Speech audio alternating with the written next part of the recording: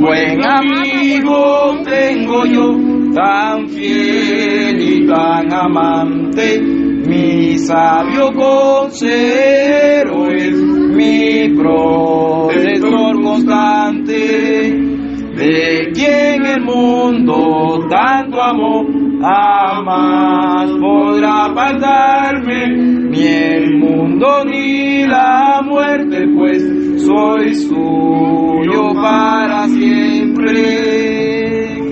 Amén. Hermano, que el Señor les bendiga. Amén. El sábado que viene le voy a dar los textos, si Dios lo permite, de cómo Satanás no quiere que nosotros estudiemos este tema en específico. Los 2300 días unidos a las 70 semanas. Él no quiere que nosotros, como adventistas del séptimo día, estudiemos este tema. Ya le digo ya, el único pueblo sin ningún ego, ni superioridad, ni nada de esto, el único pueblo alrededor del mundo entero que tiene esta profecía y tiene la llave de ella, el entendimiento de ella, por la gracia de nuestro Señor Jesucristo, se llama la Iglesia Bendita del Séptimo Día. No hay otro pueblo en toda la faz de la tierra, ni bautistas, metodistas, pentecostales, testigos de Jehová, mormones, ni los judíos. He comprobado que ni siquiera los judíos. En esta semana yo he comprobado que verdaderamente esa profecía lo único que le entienden son los adventistas del séptimo día. Porque ni siquiera los judíos mesiánicos.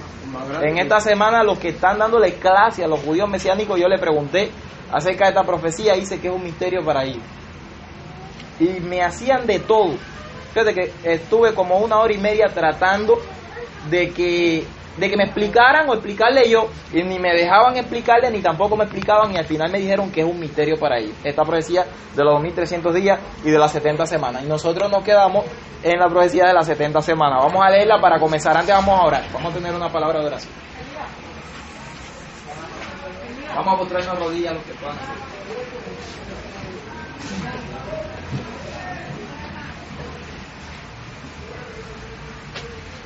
Querido Padre que estás en los cielos, santificado sea tu nombre desde ahora y por siempre. Señor, cuántas gracias te damos porque estamos aquí, un grupo de hijos tuyos, tratando, Señor, de buscar de ti, de tu Espíritu Santo, de tu palabra, y llenarnos, Señor, con el pan de vida que descende del cielo.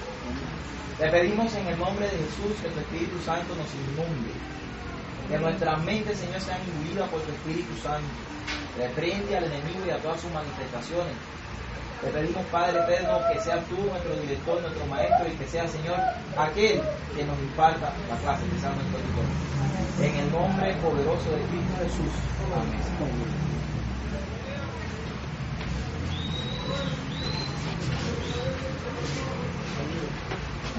Son las 12, me queda 1 hora. Vamos a tratar de ver cómo lo podemos explicar. Mira, otra cosita. Sí. Una profecía que llama en iglesia adventista quiere predicar. Exactamente, por eso el sábado que viene es que vamos nosotros, porque veo que no me va a dar el tiempo, Acuérdense que yo le dije que hoy era que le iba a dar cosas fuertes, lo voy a dejar el sábado que viene y lo voy a grabar el sábado que viene si Dios lo permite. Porque es que vamos a hacer la conexión entre los 2300 días del capítulo 8 y vengan, mano, no se lo pierdan, mano, vamos a venir con papel y lápiz. ¿Quiénes van a salir a defender la verdad allá afuera? ¿Quiénes van a salir a defender la verdad sagrada que Dios ha puesto en nuestras manos? ¿Quiénes van a salir a defender el gran chasco de 1844? ¿Cuál es nuestra posición actual? Y lo que viene, señores, en el porvenir. Si nosotros sabemos la profecía de los 2300 días, de las 70 semanas, vamos a entender perfectamente la verdad presente que estamos nosotros profesando, predicar y profesando creer. De no entender nada de esto, nosotros no podemos dar una verdad presente y una verdad que viene, porque no sabemos ni siquiera cuál es nuestro inicio. Y acuérdense que Dios se manifiesta desde el principio. Desde el principio Él muestra lo que va a suceder en el futuro. Así que, a menos que no comprendamos estas cosas, vamos a ver a alguien que tenga la Biblia en la mano, que me lea nuevamente Daniel 9, 24 al 27. Daniel 9, 24 al 27, rápidamente, para conectar. Y acuérdense que nos quedamos en el versículo 26, a la mitad del versículo 26. Voy a volver a retocar algunas cosas que dije el sábado pasado para profundizar un poquitico más aquí en algo. Daniel 9, abran la palabra de Dios, Daniel 9, versículos 24 al 27. Sí, sí. Mira, él había levantado la mano. Dale. 60 semanas están determinadas, 70 semanas están determinadas sobre tu pueblo y sobre tu santa ciudad, para terminar la prevaricación y poner fin al pecado, y expiar la iniquidad, para traer la justicia perdurable, y sellar la visión y la profecía, y ungir al santo de los santos. Sabe pues y entiende que desde la salida de la orden para restaurar y edificar a Jerusalén hasta el Mesías príncipe, habrá 7 semanas y 62 semanas. Se volverá a edificar la plaza y el muro en tiempos angustiosos. Y después de las 62 semanas se quitará la vida del Mesías y más no morirá. Y el pueblo de un príncipe que ha de venir destruirá la ciudad y el santuario. Y su fin será con inundación, y hasta el fin de la guerra durarán las devastaciones. Y por otra semana confirmará el pacto con muchos. A la mitad de la semana hará cesar el sacrificio y la ofrenda. Después, con la muchedumbre de las abominaciones vendrá el desolador, hasta que venga la consumación y lo que está determinado se derrumbe sobre el desolador. Lo que está determinado se derrame sobre el desolador. Hermanito, antes de comenzar, de los que están aquí en el grupo, yo necesito saber quién no se sabe esa profecía. Levanten la mano con sinceridad. ¿Quién no se la sabe? ¿Quién no se la sabe? Amén. Hermanitos, bajen la mano ya. De los que estamos aquí en el grupo, ¿quiénes son los que podemos defender con toda y con la Biblia que nos pongan en la mano? Con la Biblia que nos pongan en la mano. ¿Quiénes son los que saben defender esta profecía de tapa a tapa, dando cada detalle de cada palabrita que hay en esta profecía? Porque esto no es cualquier tipo de profecía, esto es una profecía que habla específicamente sobre el Mesías. ¿Qué cosa? Príncipe. Luego nos da el Mesías y luego nos da el príncipe y luego nos da el Mesías. Esto es una profecía que nos habla como tal del rechazo como nación. ¿A quién? A la nación judía.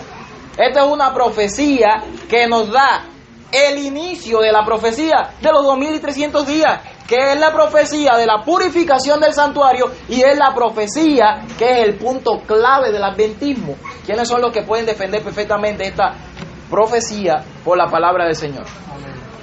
Amén. Gloria a Dios. Gloria a Dios. Alabado sea. No se preocupe que yo no voy a preguntar nada. Pero es interesante que nosotros nos pongamos en la casa a estudiar estas cosas. Yo dice, pero bueno, ¿cómo si tenemos tantas cosas que estudiar de todas las cosas que están pasando ahora mismo? Sí, es verdad. Y lo que está pasando ahora mismo, usted coge una memoria, usted me la da y yo le voy a grabar todo lo que está pasando para que usted lo estudie en su casa. Pero esto hay que estudiarlo, pero desde ya.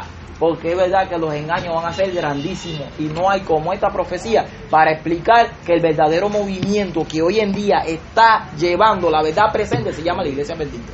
No hay como esta. Esa profecía por obligación lo lleva al santuario, lo lleva al sábado, lo lleva a todo. Esta profecía te lleva a los 7 pilares. Esta profecía te lleva a los 7 pilares de la Iglesia Adventista del Séptimo Día. Usted sabe qué es lo que es que usted pueda hablar y que te salgan las palabras solas, que te puedan fluir sobre esta profecía del Antiguo, Nuevo Testamento, de donde quiera, defendiendo con cualquiera todas las posiciones, porque hay muchísimas posiciones por ahí. Pero sin embargo los hebreos no tienen ninguna posición porque simplemente no entienden esto. Pero ¿cómo puede ser que había una profecía que nos dice la cronología de tiempo desde un inicio, desde los días de Daniel hasta los días del Mesías, y que ya el Mesías vino, que ya murió como lo dice esta profecía, que ya fue ungido como lo dice esta profecía, ascendió a los cielos? Se termina esta profecía con el apedreamiento de Esteban y ya el templo, la ciudad y todo fue saqueado y destruido en el año 70 y la profecía no se ha cumplido. Es un misterio y todavía está sellada de allí. Y no me toque esa tecla, vamos para otra cosa y te dan rodeo y es lo que quieran ellos y no tocar este tema.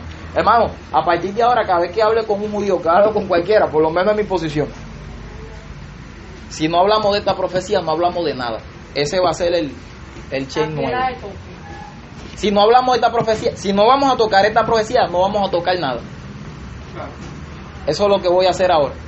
Primero vamos a tocar Daniel 8, Daniel 9 y después entonces que vamos a empezar a hablar del tema que ustedes quieran.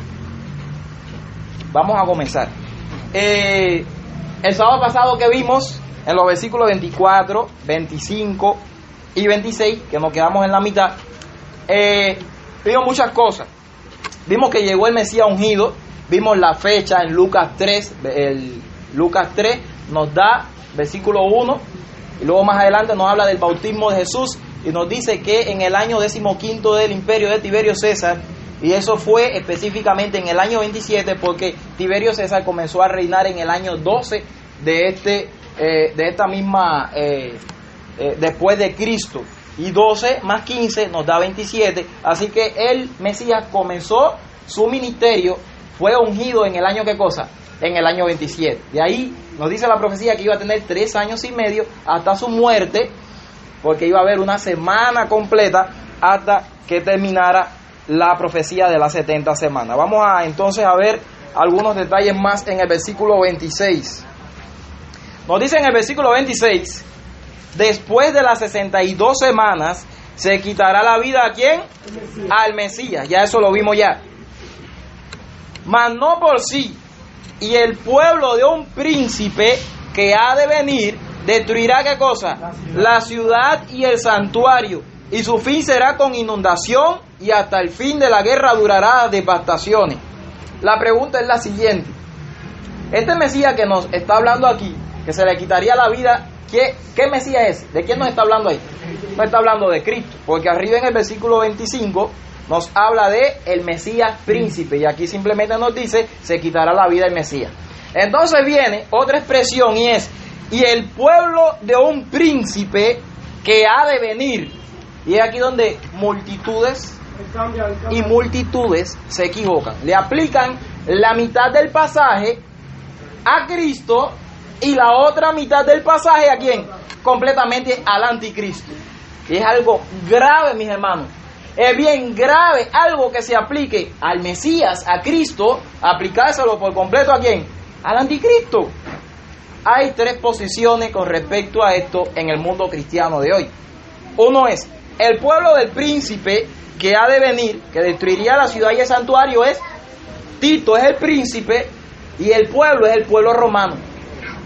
Esa es la primera interpretación, y es la popular, la que casi todo el mundo tiene.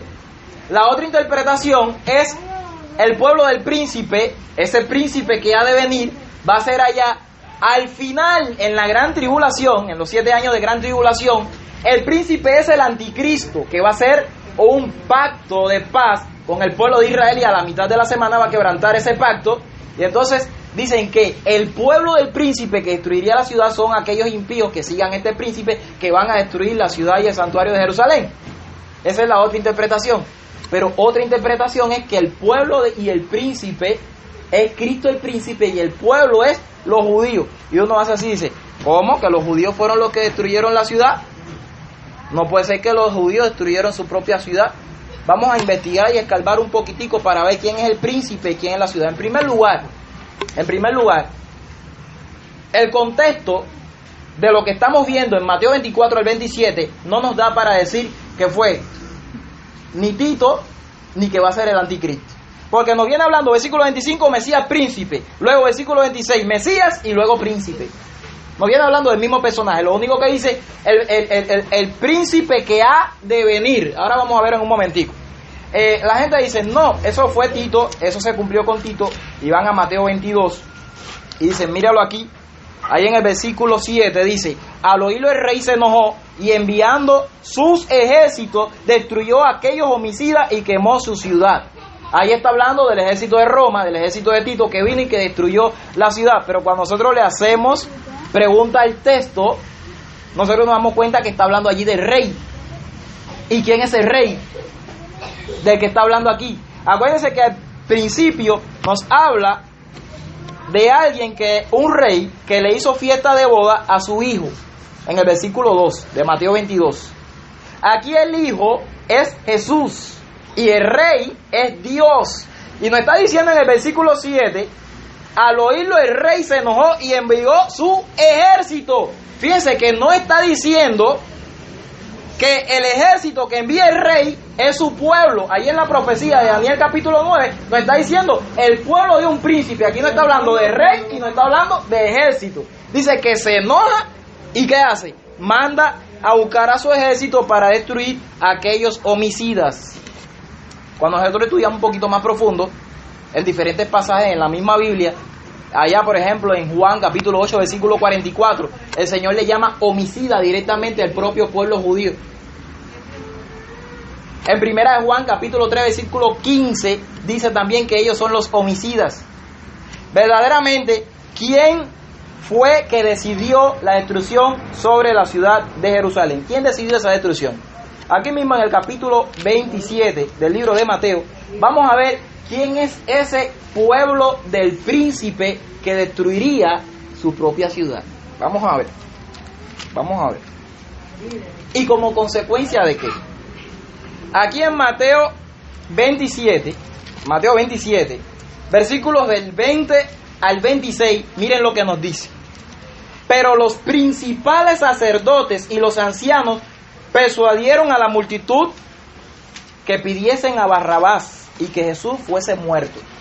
Eso es cuando estaban, ¿a quién quieren que os suelte? ¿Al Cristo o a Barrabás? Y ellos escogieron ¿a quién? A Cristo. Vamos exactamente, que muriera Cristo y escogieron a Barrabás. Mira el versículo 21 dice, y respondiendo el gobernador les dijo, ¿a cuál de los dos queréis que os suelte? Y ellos dijeron, a Barrabás. Pilato les dijo, ¿qué pues haré de Jesús, llamado el Cristo? Todos ellos le dijeron, sea crucificado. ¿Quién era que estaba gritando aquí que querían matar a Cristo?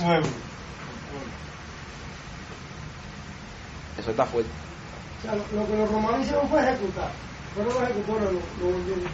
Lo que realmente lo que querían era el pueblo de. Vamos a seguir introduciéndonos aquí porque lo que vamos a ver es fuerte. Así mismo. En ese texto, si no, el versículo diría, y los soldados de un príncipe, y no diría que ha de venir. Simplemente diría, los soldados de un príncipe destruirían la ciudad. Exactamente. Cada vez mejor, Exactamente. Mira lo que dice. Y el gobernador les dijo, pues, ¿qué mal ha hecho? Por ello gritaban aún más diciendo, sea crucificado. Es decir, lo único que quería era que lo crucificaran. Viendo Pilato que nada adelantaba, sino que hacía más alboroto, tomó agua y lavó las manos delante del pueblo diciendo, inocente soy yo de la sangre de este justo, allá vosotros. Y respondiendo todo el pueblo dijo, lo dijeron a una. ¿Qué fue lo que dijeron? Su sangre sea sobre quién, sobre nosotros y sobre nuestro, ¿qué cosa? Sobre nuestros hijos. Es decir, ahí se cumplió la profecía de Deuteronomio 19, versículo 10. Se cumplió perfectamente, que la sangre del inocente que sea derramada en la ciudad caiga sobre aquellos que derramaron esa sangre. Lo derramaron los romanos, pero lo que pidieron a gritos, Pilato se lavó la mano, ¿qué es lo que ha hecho este hombre? Y lo que querían que mataran a Cristo era ¿qué cosa? El propio pueblo. Pero aquí dice que ellos lo que iban a hacer era destruir la ciudad y el santuario. Y vamos a ver en la profecía que destruir la ciudad y el santuario era una consecuencia de haber rechazado al Mesías y de haber matado al Mesías y a todos los profetas que vinieron antes de él. Su sangre sea sobre nosotros. En la primera destrucción de Jerusalén, ¿quién fue que destruyó a Jerusalén? ¿Se acuerdan? Aquí está la segunda destrucción. Esto ya en el año 70, que vino como consecuencia de que desecharon completamente al hijo y lo mataron. En la primera destrucción, ¿quién destruyó a Jerusalén? Nabucodonosor, Dios. Esa pregunta la hicimos el sábado pasado. Nabucodonosor, ¿Dios o el propio pueblo? ¿Quién fue? El propio pueblo.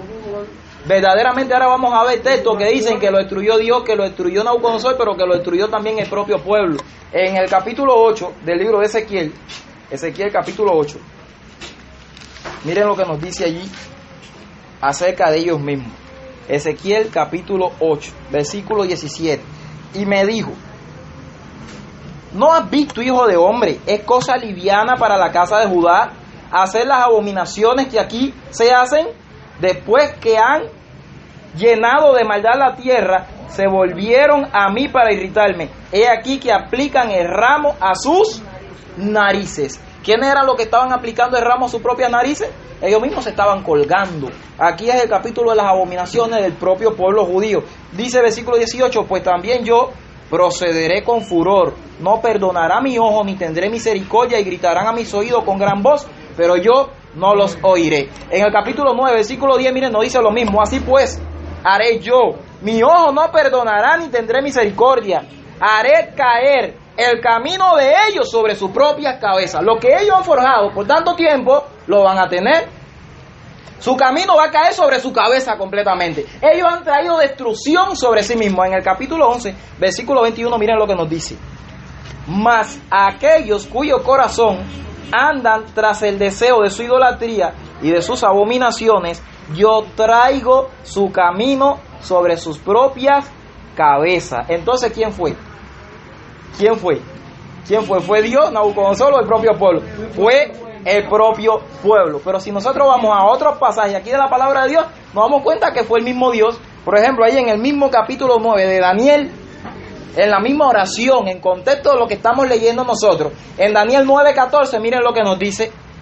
Por tanto, Jehová veló sobre el mal y lo trajo sobre nosotros, porque justo es Jehová, nuestro Dios, en todas sus obras que ha hecho, porque no obedecimos a su voz. Es decir, que todo lo que le había venido, lo había traído ¿quién? Lo había traído Dios a ellos. Dios destruyó al pueblo. Otros pasajes nos dicen que ellos se destruyeron ellos mismos, pero hay otros pasajes, por ejemplo, que dice que fue Nabucodonosor quien los destruyó a ellos. En el capítulo 27 de Jeremías, versículo 6, Dios le llama a Nabucodonosor, le llama a su siervo, mi siervo, es decir, a quien yo escogí. ¿Se acuerdan que hizo también lo mismo con Ciro? Le llamó mi ungido, lo llamó por nombre 200 años antes de que él naciese. Vayan apuntando, Jeremías 27, versículo 6. Jeremías 27, versículo 6. Vamos a leer allí ese texto. Jeremías 27, verso 6. Dice allí: y ahora yo he puesto todas las tierras en manos de Nabucodonosor, rey de Babilonia, mi siervo, y aún las bestias del campo le he dado para que le sirva. Es decir, el texto que vimos allá en relación con los romanos, ya Dios lo había hecho ya de antemano con la primera destrucción de Jerusalén. Había escogido a un rey pagano para destruir a su propio pueblo, porque ellos con sus abominaciones habían, ¿qué cosa? Traído destrucción sobre ellos mismos. ¿Dónde encontramos esa destrucción? Pero bien detallada. Segunda de Crónicas, para los que están apuntando, capítulo 36. Segunda de Crónicas, capítulo 36, versículos del 17 al 20. Segunda de Crónicas 36, 17 al 20. Amén. Allí dice que Nabucodonosor fue quien destruyó la ciudad, quemaron los palacios, acabaron con todos ellos. La ciudad fue en ruina, los muros fueron caídos, todo.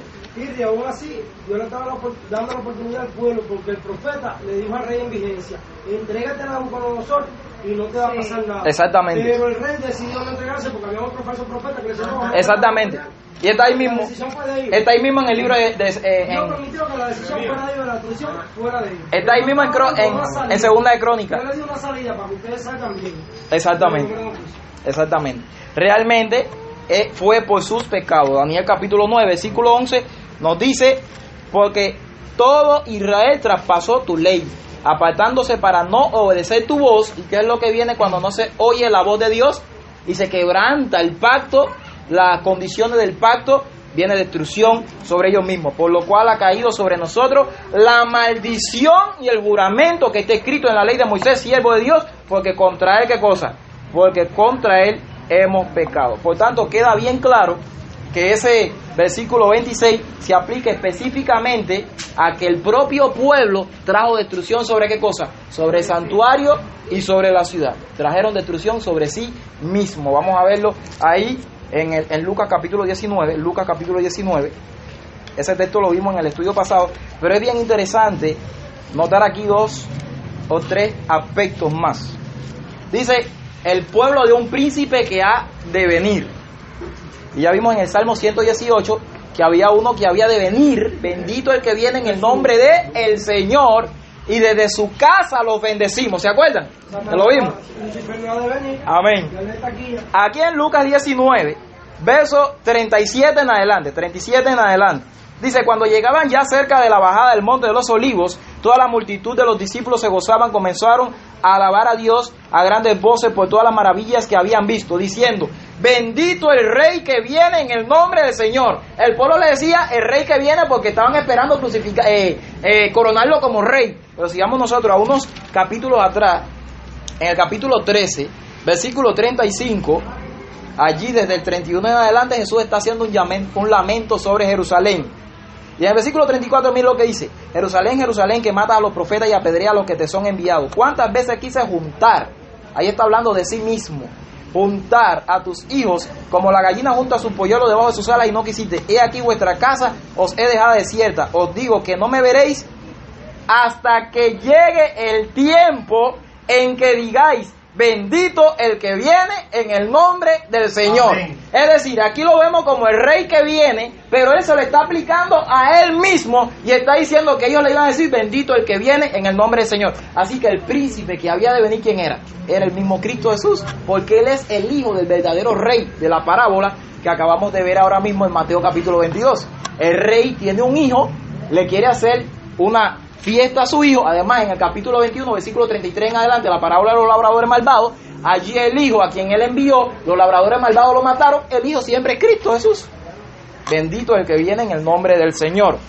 Versículo 39, entonces algunos de los fariseos de entre la multitud le dijeron: maestro, reprende a tus discípulos. Él respondió y les dijo: os digo que si estos callan, la piedra van a hablar.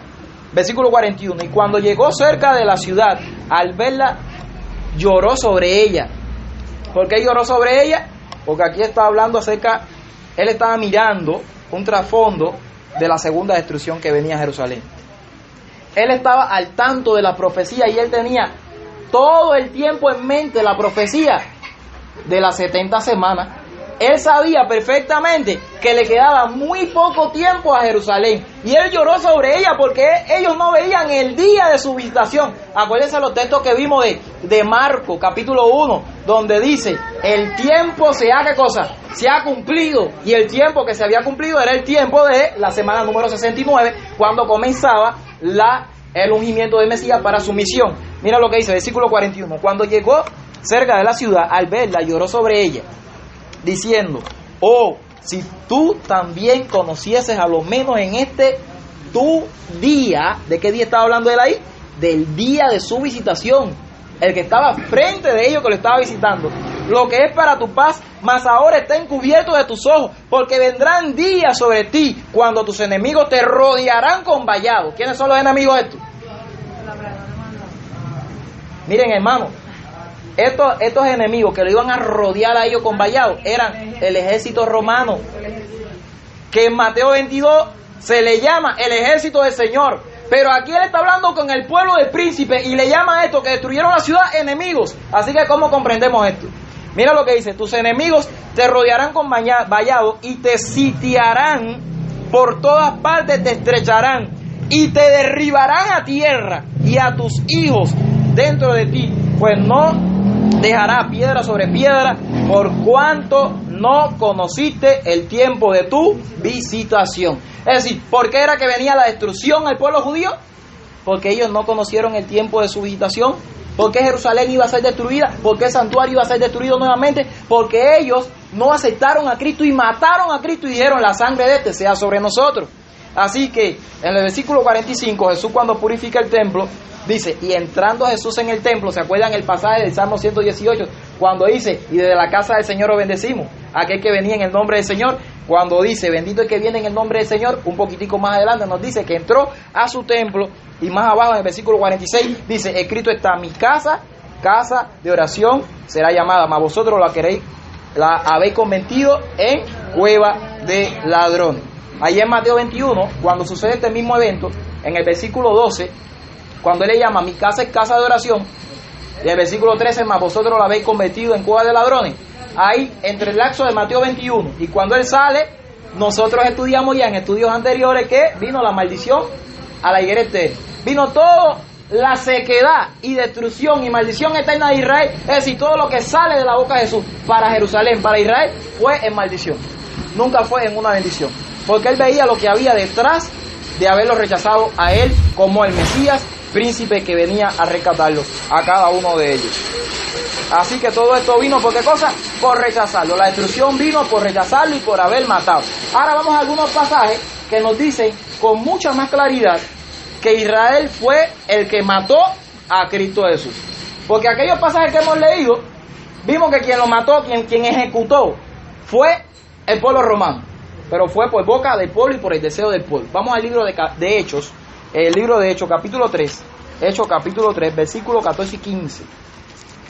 Hechos capítulo 3, versos 14 y 15. Y es importante lo que estamos nosotros viendo, porque todos estos pasajes que estamos nosotros dando es que la Biblia hay un caudal de información, es una fuente inagotable para decirnos que la posición que nosotros tenemos está correcta. Si nosotros no hacemos esto por varios pasajes de la Biblia, ¿en qué nos vamos a apoyar nosotros? En Elena de White, para mostrarle hoy al mundo que somos nosotros los que estamos en una posición correcta con respecto a la profecía bíblica y la posición de la iglesia bendita en esta hora final. No, hermano, tenemos que mostrar todas estas cosas por la Biblia. Mira lo que dice aquí. Mira lo que dice. ¿Ya? Capítulo 3, versículos 14 y 15. Miren lo que dice. Mas vosotros negasteis al santo y al justo. Está hablando ahí acerca de Cristo. Y pedisteis que se os diese a un homicida, lo que acabamos de ver ahora. Queremos a Barrabás. Versículo 15. Y matasteis ¿a quién? Al autor de la vida, a quien Dios ha resucitado de los muertos, del cual nosotros somos testigos. Es decir, la Biblia nos dice claramente que el pueblo judío mató a Cristo Jesús. Está claro en la Biblia. Capítulo 7, versículo 52 nos lo dice clarito, clarito también nos lo dice. Dice, ¿a cuál de los profetas no persiguieron vuestros padres? Está hablando allí con el Sanedrín judío. Con los altos gobernantes de Israel. Capítulo 7. Ese es cuando están para apedrear a Esteban. Esteban está haciendo la historia del pueblo de Israel. Dice, ¿a cuál de los profetas no persiguieron vuestros padres? Y dice aquí clarito, clarito, y mataron a los que anunciaron de antemano la venida del justo. Es decir, estaban matando a todos los profetas que hablaban acerca del justo, lo mataban. Pero cuando llega el justo, ¿qué hicieron? De quien vosotros habéis sido entregadores y matadores. En otras palabras dijeron, ustedes mataron al mismo justo que los profetas estaban anunciando de antemano. Mataron a Cristo Jesús. ¿Quiénes? ¿Quiénes lo mataron? El propio pueblo judío. No dijo una parábola. En casi toda la parábola, en esa misma parábola, cuando viene el hijo, los labradores dijeron, vamos a matarle a este hijo porque él es el heredero, matémosle, quitémosle completamente la heredad, apoderémonos de la heredad. En el capítulo 2 de este mismo libro de Hechos, capítulo 2, lo dice claro, claro también. Capítulo 2, versículo... Sí. Capítulo 22 y 23. Ya, desde el versículo 21, Hechos 2, versículo 22 y 23. Nos está hablando acerca de Jesús. Y miren lo que dice Pedro. Varones israelitas. ¿Con quién está hablando? Con la nación de Israel. Oíd estas palabras. Jesús Nazareno, varón aprobado por Dios, y demás y demás. Vamos directamente al versículo 23. Dice, a este, es decir, al mismo Jesús de Nazaret, entregado por el determinado consejo y anticipado conocimiento de Dios, prendisteis y matasteis por mano de inicuos, crucificándoles. Todos estos textos son bien importantes para lo que estamos estudiando en Daniel capítulo 9 ahora mismo. El pueblo de un príncipe que había de venir, y ya vimos cuál era ese príncipe que había de venir, destruyó la ciudad y el santuario. Hermano, esto es claro que por haber matado al Mesías, el mismo Dios, a través de quién mataron al Mesías. Y ya lo hemos dicho varias veces, a través del imperio romano, a través de manos inicuas, que es lo que está diciendo Pedro aquí. Ustedes mataron a Cristo por manos inicuas, también Dios por manos inicuas va a destruir su santuario y va a destruir su ciudad. Porque dice, al que espada mata, a espada debe ser muerto.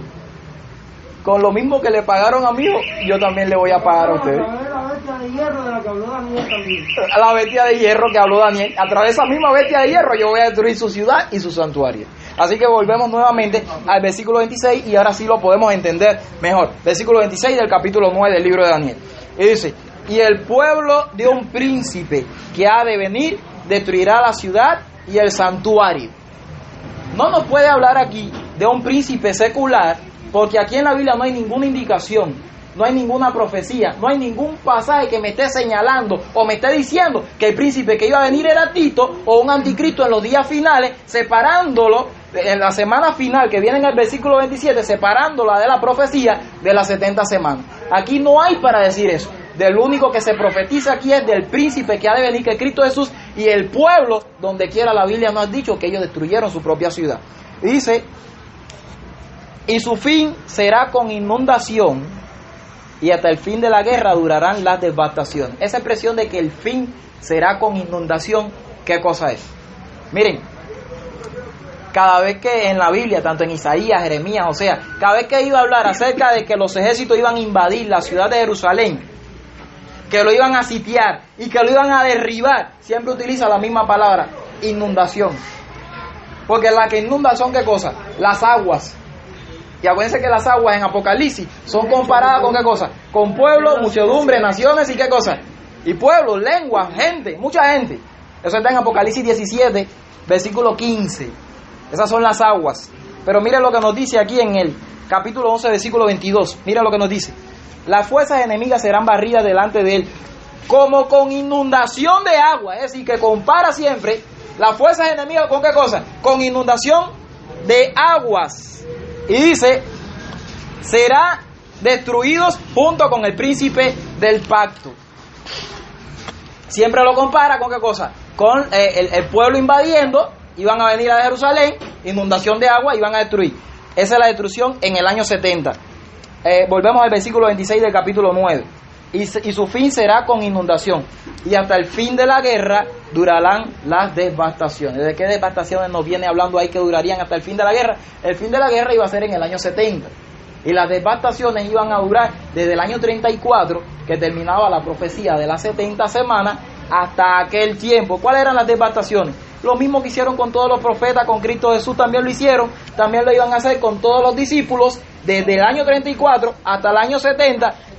Era una devastación lo que estaban haciendo con el pueblo de Dios, estaban acabando hasta el fin de la guerra, era que iba a durar esas devastaciones con el pueblo de Dios, por lo menos dentro de la ciudad de Jerusalén. Porque acuérdense que esta profecía es dada ¿para quién? Para el pueblo judío como tal, para la ciudad de Jerusalén. Versículo 27. Versículo 27. ¿Ya estamos allí? Dice, y por otra semana confirmará el pacto con muchos. A la mitad de la semana hará cesar el sacrificio y la ofrenda. Después con la muchedumbre de las abominaciones vendrá el desolador hasta que venga la consumación y lo que está determinado se derrame sobre el desolador. ¿Qué nos dice? Por otra semana confirmará el pacto con muchos. También hay interpretaciones con respecto a esto. Déjeme decirle ya desde introducción que este versículo 27 es un versículo utilizado para decir de que la Jerusalén va a ser nuevamente edificada de forma espiritual y que el templo, el santuario, va a ser edificado en la semana número 70, en la última semana, después de 2000 años. La pregunta es la siguiente, ¿de dónde salen esos 2000 años? Porque aquí en la profecía de Daniel, capítulo 9, no hay 2000 años por ningún lugar. Y por eso dicen también que habría un periodo de 7 años de paz. Ellos sacan, por una semana, que dice que va a haber un periodo de 7 años de paz. Pero que eso es real. Exactamente. Esos 2000 años los sacan de Oseas, capítulo 6, versículo 2, que está hablando allí, después de 2 días los resucitaré. Aquí está hablando de 2 días y utilizan Salmos 90 y Primera de Pedro, los textos donde dice que para Dios un día es como 1000 años y 1000 años como un día, aplicándoselo el principio de un día por 1000 años para ponerle una profecía que nada tiene que ver con Daniel capítulo 9, 2000 años, separando la semana número 69, que habla del Mesías, del príncipe que había de venir, y entonces ponerlo allá al final, cuando Dios rapte a su pueblo. Entonces habrán 7 años donde un anticristo haría pacto con el pueblo de Israel, y a la mitad de la semana, ¿qué iba a hacer a la mitad de la semana? Haría cesar el sacrificio y la ofrenda. Muchos dicen que a la mitad de la semana va a romper el pacto y lo que va a venir es una inundación para el pueblo de Israel.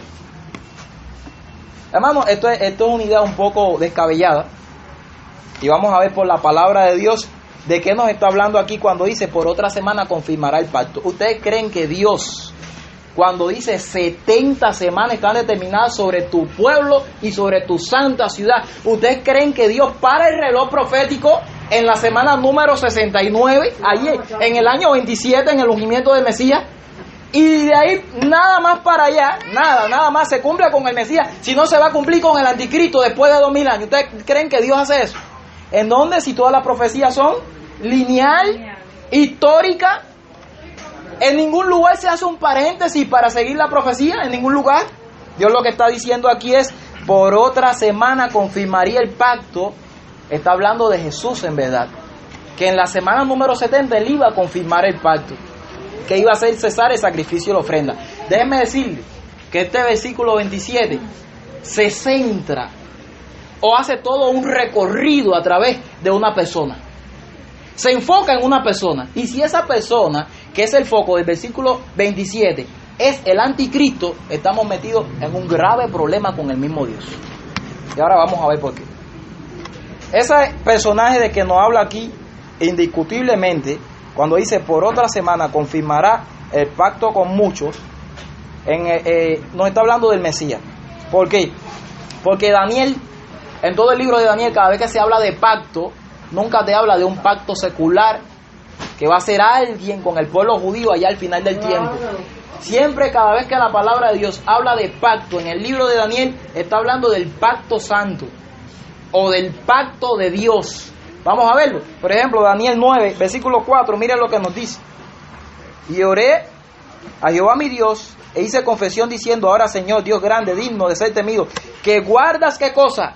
El pacto y la misericordia. ¿De qué pacto está hablando ahí? ¿No será del mismo pacto que hizo Dios con su pueblo al principio? Cada vez que Daniel habla de pacto, mi hermano, se habla del verdadero, del pacto de Dios. Nunca habla de un pacto secular. ¿De dónde sacar esa idea? La Biblia no tiene base ni fundamento para nada de esto.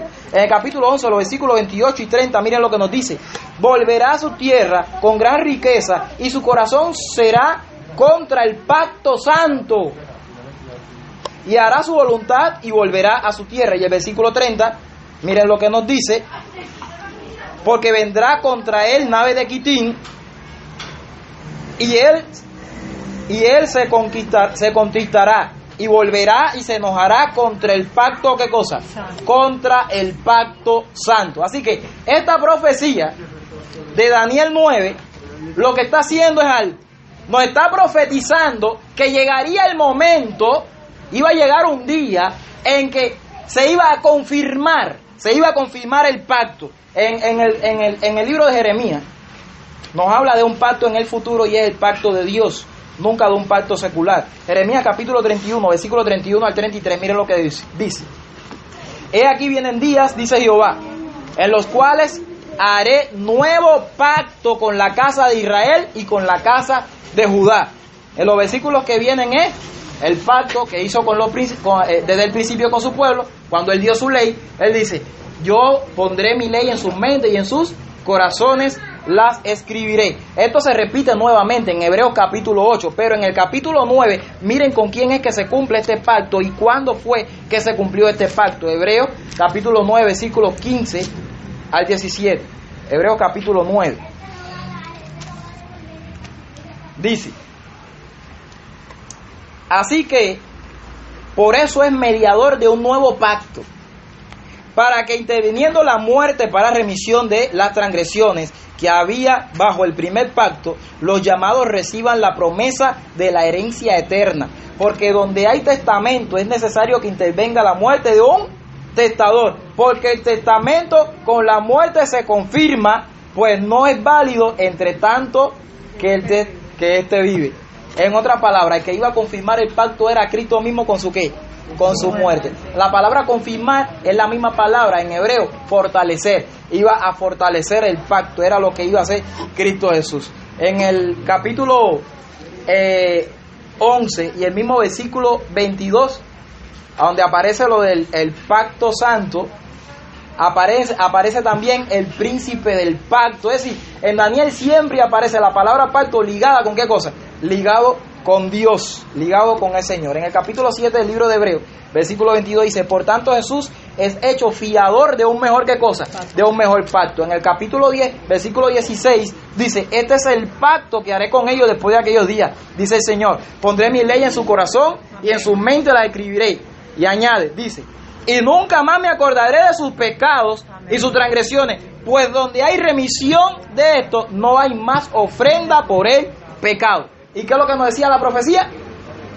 Confirmaría el pacto con muchos y a la mitad de la semana haría cesar ¿qué cosa?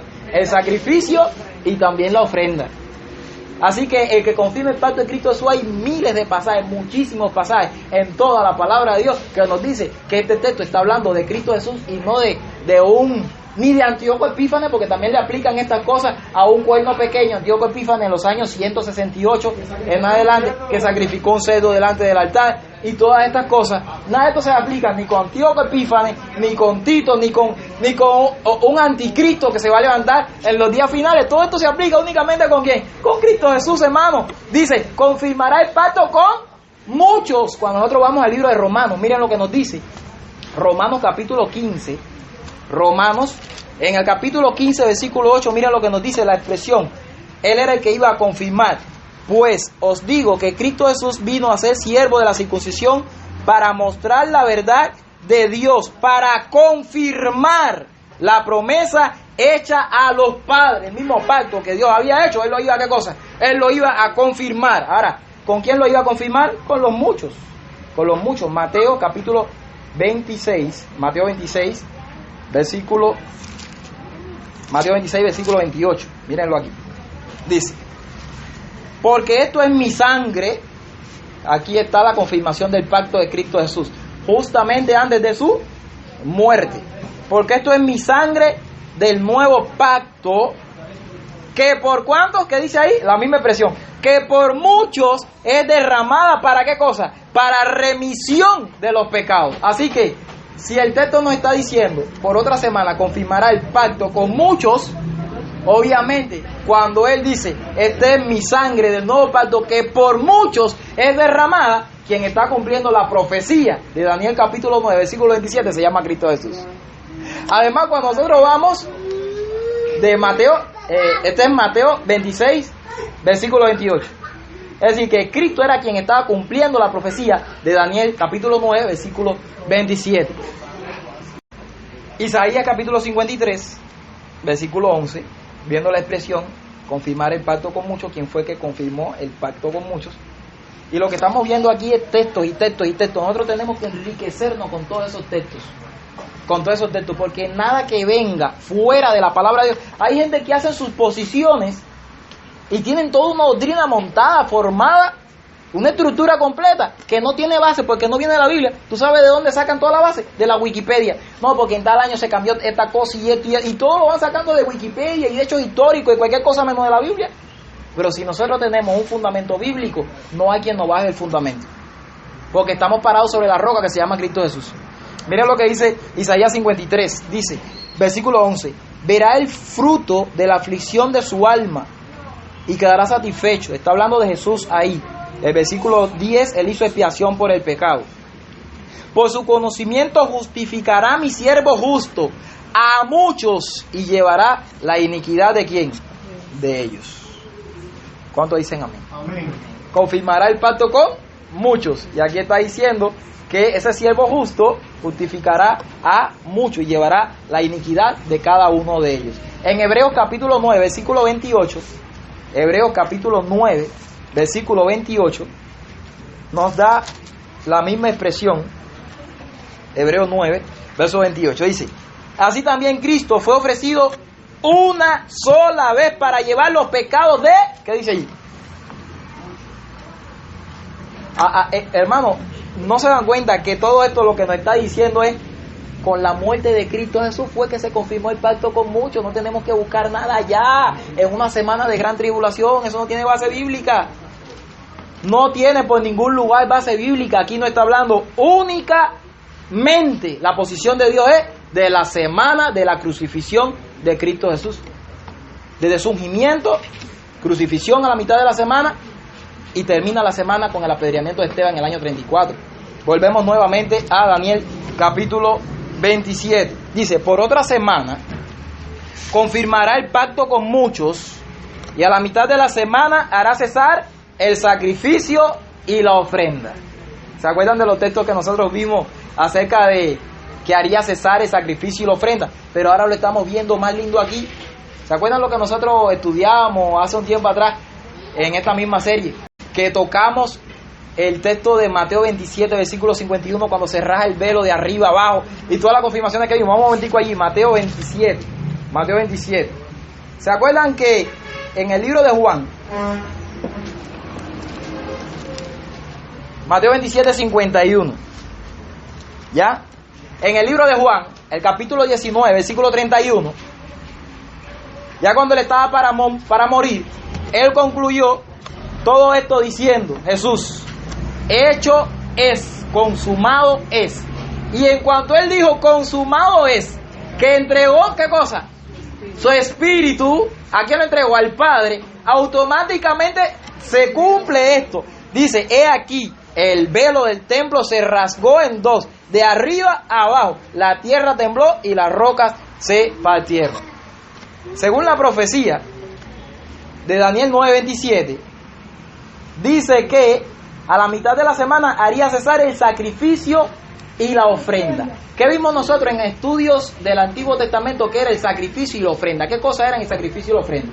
Eran el sacrificio de corderos, todo lo que se hacía en torno a el santuario terrenal, todas las ceremonias, todos los rituales, pero no solamente sacrificios de animales, sino también habían sacrificios de comidas, libaciones, oblaciones que se hacían en el santuario, que estaban tipificando, estaban prefigurando a alguien que había de venir. En otras palabras, ahí en la cruz del Calvario, cuando él muere, cuando él entrega el espíritu, cuando el velo del templo se rasga de arriba abajo, Jesús lo que está diciendo es lo siguiente: cesó el sacrificio, se acabó la ofrenda, el verdadero Cordero de Dios, Juan 1:29, estaba siendo muerto, había acabado de ser ofrecido. El corderito que estaba en el templo, que estaban a punto de sacrificar, porque era la hora exacta, a las 3 de la tarde. ¿Qué sucedió cuando tembló? No lo pudieron sacrificar, el corderito se fue, el cuchillo se le cayó al sacerdote, porque ese fue el terremoto más grande de toda la humanidad. Cuando Cristo muere, no hubo sacrificio.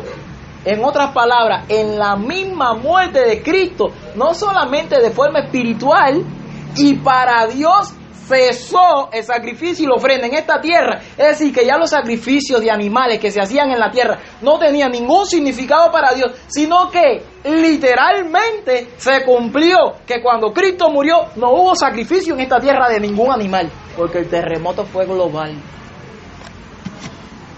Además, si hubieran matado al cordero, ¿qué hubieran hecho con la sangre? Nada, porque se rasgó el velo del templo. No se hubiera hecho nada con eso.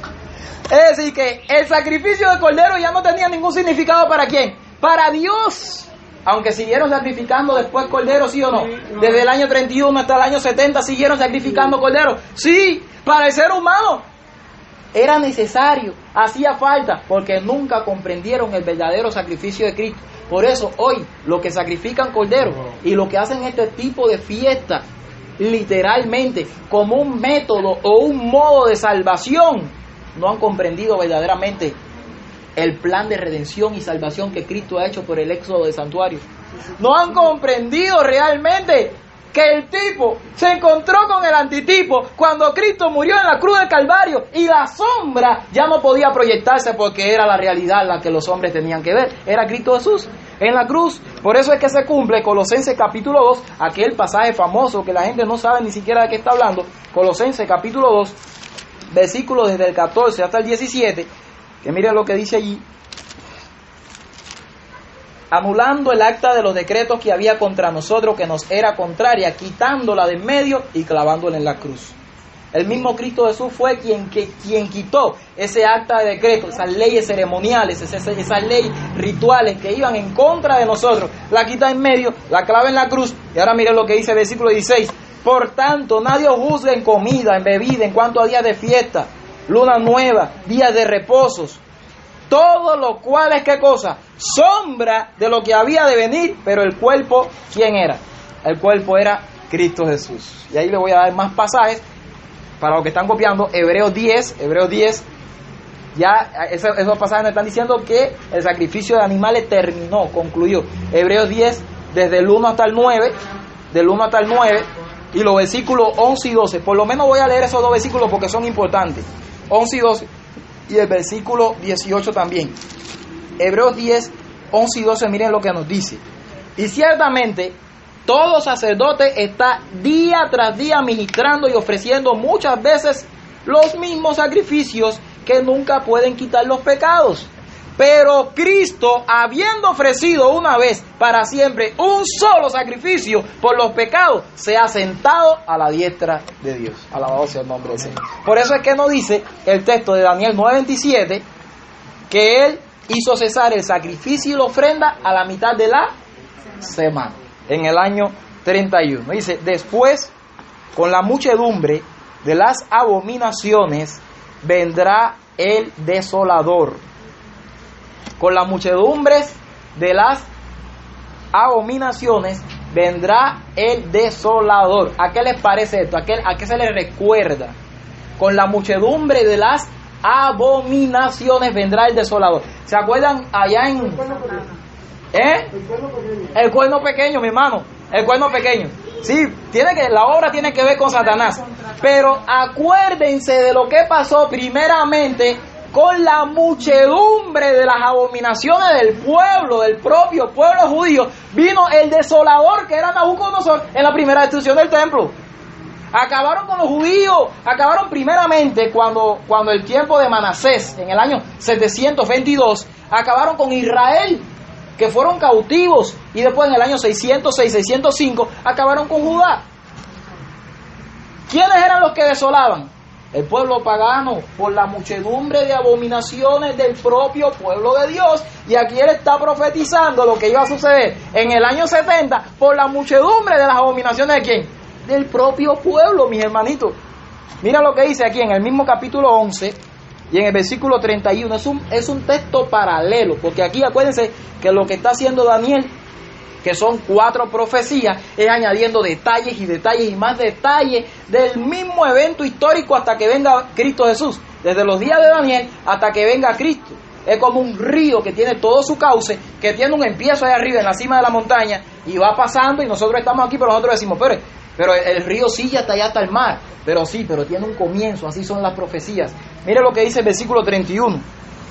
Versículo 31 dice, del capítulo 11, y se levantará de su parte con tropas que profanarán el santuario y la fortaleza y quitarán el continuo y pondrán la abominación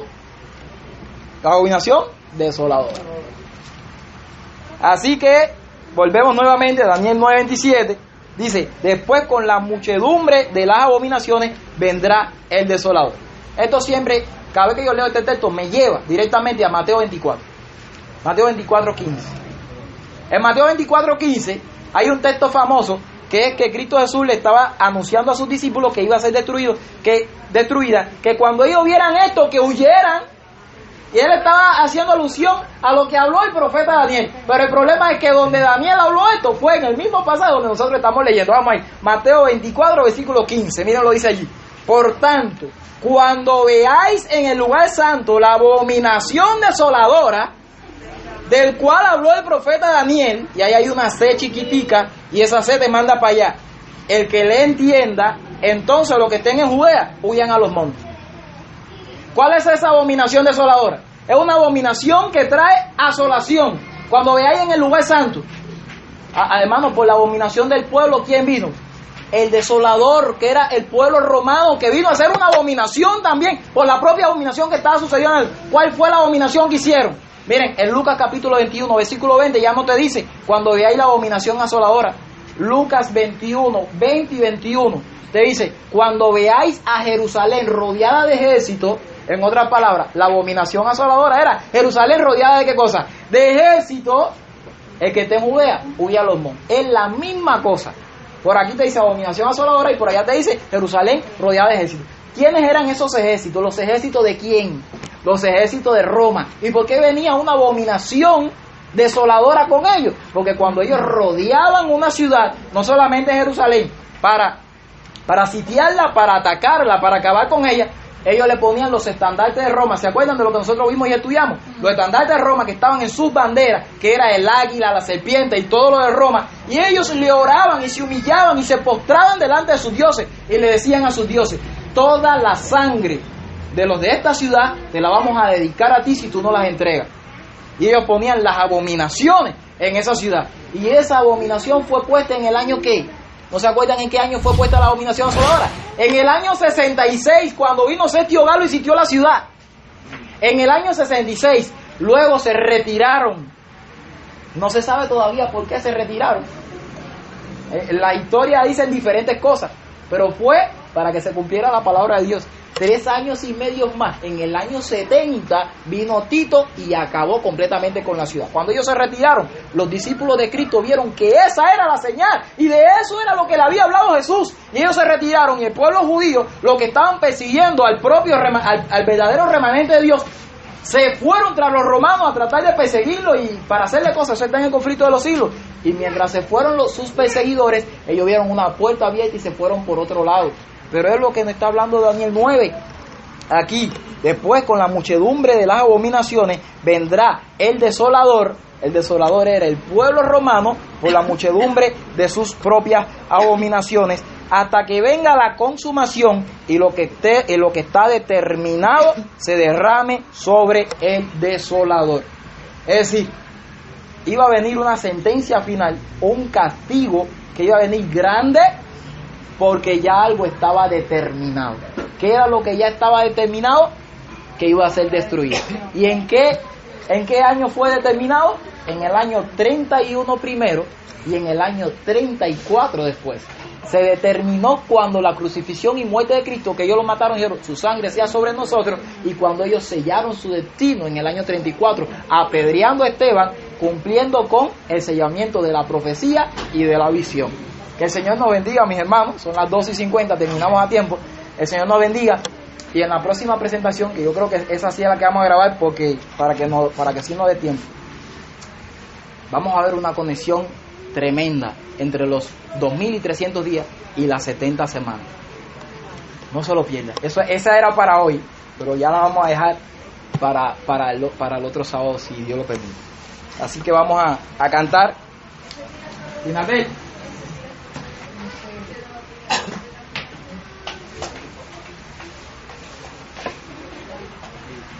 124. Pues esto es un nuevo cumplimiento ahora. Uy, le vayan para el monte. Amén, amén.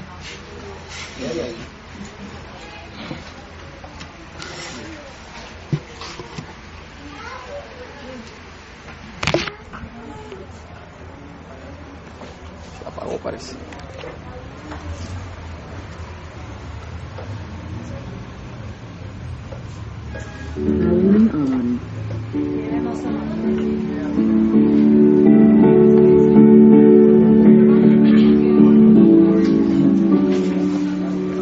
La tierra voz del Salvador nos habla como vida.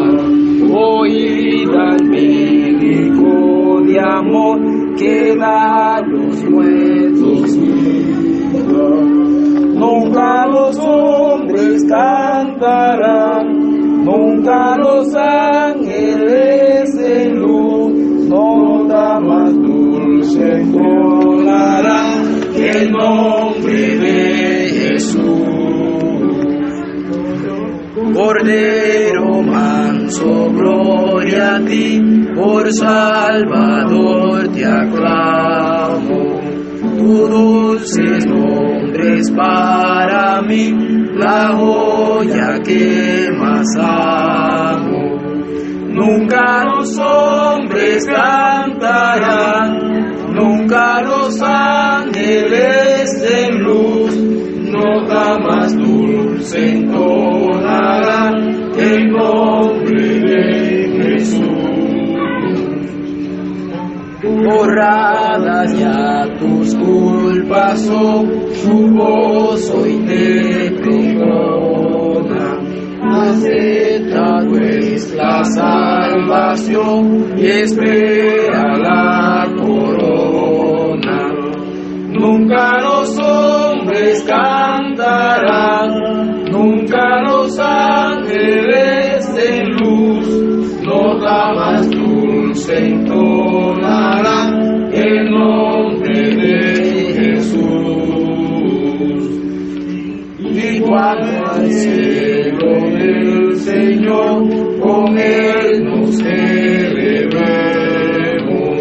arrebatados en su amor, su gloria cantaremos. Nunca los hombres cantarán, nunca los ángeles de luz, nota más dulce entonará el nombre de Jesús. Amén. Vamos a orar, mi hermano.